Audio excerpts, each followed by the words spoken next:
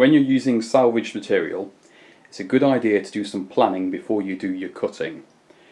For the interior on this, most of the pieces are doubled. So these are the sleeve pieces, for example. You need two and they're mirrored. So to do that, fold your fabric in half that you're going to use and cut out both pieces at the same time. Save some time, make sure they're the same size.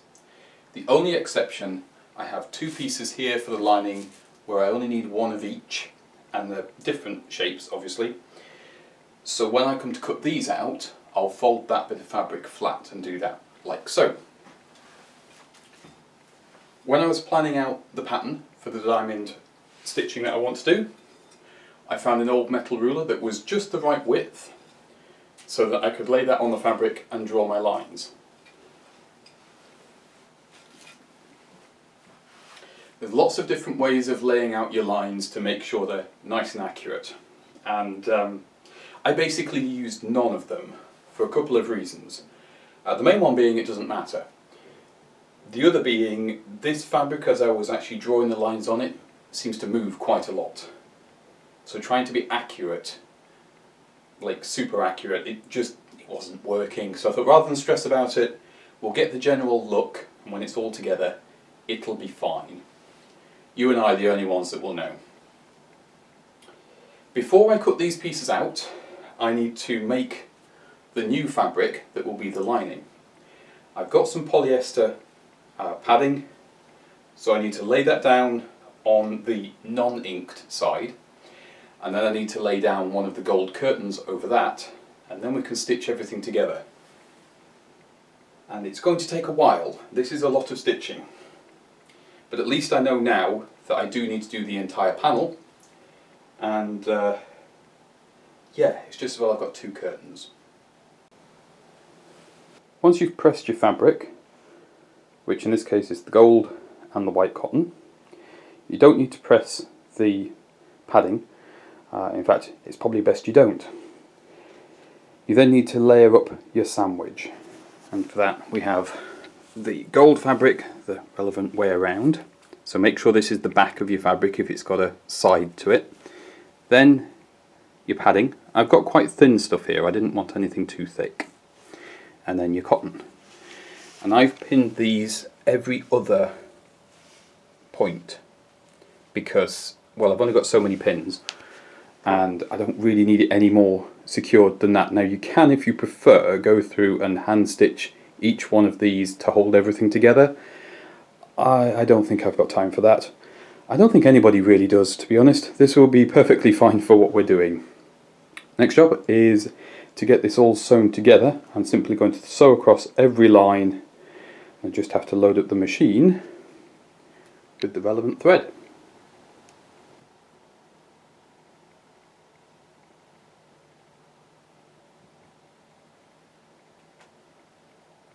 I've run out of thread. Oh well, I'd forgotten how thread intensive this sort of work actually is. I'm going to have to order a few more. The pink doesn't show up massively, but it's just enough. It's just what I was after on this. And it is going okay. It's just going to take me quite a while to get the finish that I want. That took quite some time. And as you can see from my tiny room, I don't really have much space to lay it out in. We've got a mannequin there waiting for the rest of the interior to be done on this jacket.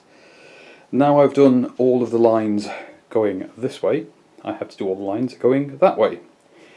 It takes a couple of hours to do a panel of this size. It's around about 2 meters, I think. And it's going to be a couple of more hours sewing this way, but it should be a bit quicker because I've not got to take pins out as I go, and they're not going to try and grab the fabric. My trusty old sewing machine is doing marvellously well. The only problem I have is I couldn't get a larger version of these, so I'm ending up going through these a bit quicker than I would like. I've already used 2, well, almost 2. I've used that one up, and I only have that much on there, and that's just for this. So I'm probably going to have to buy some more thread, which is a bit frustrating. And that's how these jobs go. I had forgotten just how thread intensive this is. It's been a while since I did it. Right, I'll get the rest of these lines done, and then we can cut the pieces out, and then we can make the lining. I'm about to run out of thread. This is the last one of these pinks I could get, and I've got just this line here to do. Do we think it will make it? I'm not so sure.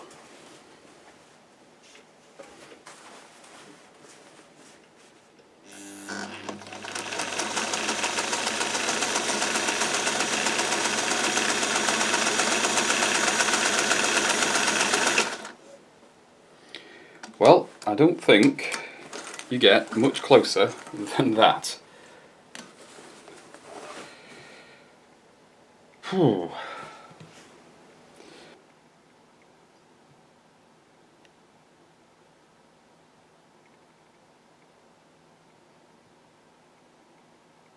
I'm happy enough with that. I think that will do very nicely for the lining fabric that I need. Now, I did want to do a little bit on the collar and the lapels because it seems a shame to do all of this and not have those matching. So I did nip out and get myself a little bit more of the padding so I can do that. Because all I had left from the 2 meters I bought is that, which wasn't enough. But it was enough to do this. It took quite a long time. Hopefully it will be worth it though. Hopefully. Our next item of business here is to do the quilting on the lapels and the collar. And what I've done is I've just rough cut the padding so it's slightly oversized. This means if the padding shrinks down a little bit or grows or moves, it's not going to come out of my gaps and I trim it afterwards. I find this works really well for more complicated shapes like this. Now, I'm not marking any of this because I don't need to. What I will do is I'll start on the lapel line here, and with the width of the sewing machine foot I'll just sew straight across one line, and then very carefully we'll use that line as our marker for the width of the sewing machine foot for the next line, and so on, all the way down the entire piece. As long as I start with this reference point here, it doesn't really matter what the rest of it does, providing it's moderately straight. Also, for the collar, I actually cut another piece of gold out because previously I had the shot silk lines running on the long side of the collar, and I realised that wouldn't work for what I'm doing here for consistency's sake, so I turned it round 90 degrees, folded it in half, and marked a line for the centre, because remember when we sew this, we sew on the lining side, or when we sew this we don't sew on the visible side of the lining, we sew on what will be inside the coat. So this will be behind the lining and behind the outer, if you like. I need a good reference point, so this will be my reference point to start from to keep the lines nice and even. And then again, width of the sewing machine foot all the way along to the ends, and that should give me the look I'm after. It will make these quite stiff, and it will mean I can actually move them around, which I hadn't originally planned to do, but I think it's going to work for what this is. A little bit of drama on top of the existing drama is definitely not going to hurt here. I've already sewn my first line here that was previously marked. And now the width of each of these lines is going to be set by the foot. So as long as I keep this side of the foot against my stitch line, this stitch line should always be equidistant all the way along. Might wander a little bit, but we shall see.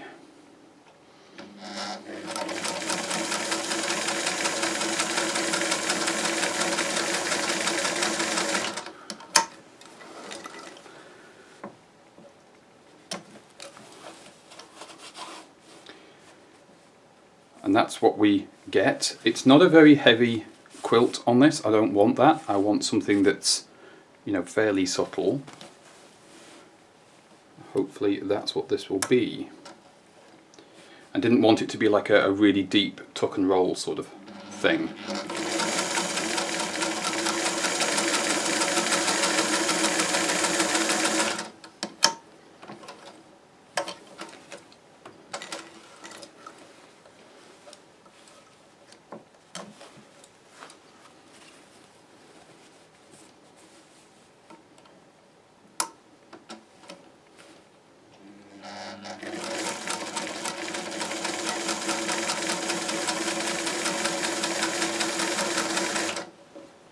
And we just keep doing that for the whole piece, and it shouldn't take too long, I hope.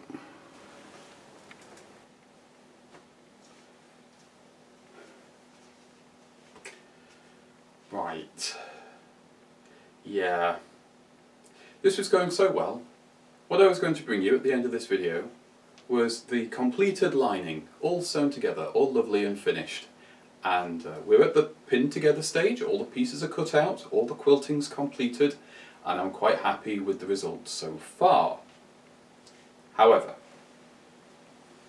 there was a bit of human error that crept in here. That's supposed to be on the inside. And when I realised what I'd done and how I'd done it, I felt very silly indeed. This is all part of sewing. This happens. If it happens to you, don't panic. There's often a fix. Luckily for me, the fix here is quite a simple one. It's just a tedious one.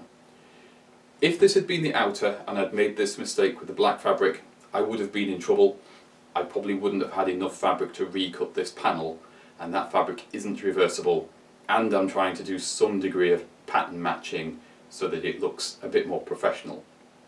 On the lining, I'm very fortunate because this gold is similar enough on the front and the back that I can get away with unpicking all of this quilting, which is going to take forever, and basically swapping this and the lining panel around so that the sandwich of fabrics I've got here is just reversed. So this will go on the inside. I haven't actually got enough gold to cut another one of these panels out, so I can't actually redo it the way I'd like to, and the extra padding that I got isn't quite the same thickness as this, and that would be an issue as well, so I've really got to reuse this and redo it. If you have this happen in your project, don't panic. The first thing that you instinctually want to do is panic and give up and be very stressed about it. If you get those feelings, put the project away and leave it alone for a bit. Go and have a cup of tea, whatever. Let your brain settle down and stop yourself feeling quite so stupid, and then come back to it with fresh eyes, and very often the solution to the problem just jumps straight out at you. With experience, it gets easier, but you will make these mistakes. These mistakes always happen. Don't worry about it. So unfortunately, I won't be bringing you what I wanted to bring you in this video. I wanted to show you the completion of the lining. It's been a lot of work to get it this far, and sewing it together and all that sort of business. And yeah, we're going to have to end it here, I'm afraid. Don't worry though, I'm going to do all of this, which is going to take me hours, probably, and then I'll do another video and we'll cover more of the construction. The series will continue. If you'd like to keep up with the series and the progress on this particular jacket, or any of the other content on the channel, please do subscribe. Usually, videos go out every Tuesday at 3 PM, and just lately we've had this Lanchester donor car, which is now all dealt with, which has been eating up all my spare time, so I haven't had the time to do the videos. Thank you for watching. Don't forget, leave a like on your way out, and a comment too if you feel like it, and I will hopefully see you next time, when it might be something completely different. It might be this. Have a look through what's in the channel already, you'll get a good idea of what happens here. Thanks for watching, and I shall see you next time.